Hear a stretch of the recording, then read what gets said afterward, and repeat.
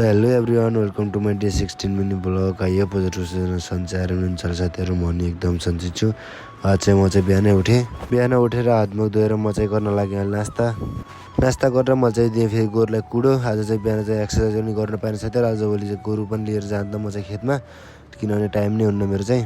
गोरुलाई कुडो खोज्दै म चाहिँ हलो निकाल्न लागेको छु। अहिले चाहिँ जोत्नु जानुपर्ने छ। गोरु चौतातिर कुडो खाइरहेको छन्। गोरुलाई कुडो दिएर म चाहिँ हलो सलो निस्काएर म चाहिँ रेडी भएँ। गोरुलाई कुडो खुवाएर यताउता हलोसलो गरेर म जानलाई खेतमा अब चाहिँ जोत्नको लागि। त्यो खेतमा आएर म चाहिँ गोरु जोत्न आएर चाहिँ खेतमा आएर हलोसलो जोतेर साथीहरू म चाहिँ 2 गडे जोत्न सकेँ। धेरै चाहिँ सकेन जोत्न चाहिँ। अहिले चाहिँ पसिना लास्टै भइसकेको छ साथीहरू।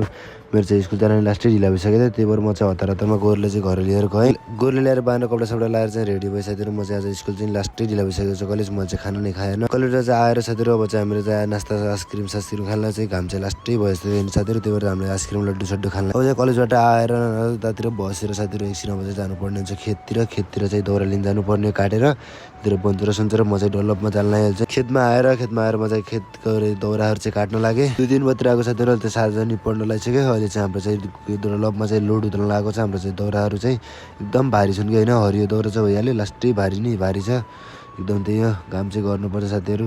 दाउरा लोड गरेर डल्लपमा ल्याएर आउँदासम्म साथीहरू साँझ नै लास्टै धेरै नै साँझ परिसक्यो चाहिँ। अब चाहिँ घरतिर जानुपर्ने हुन्छ साथीहरू।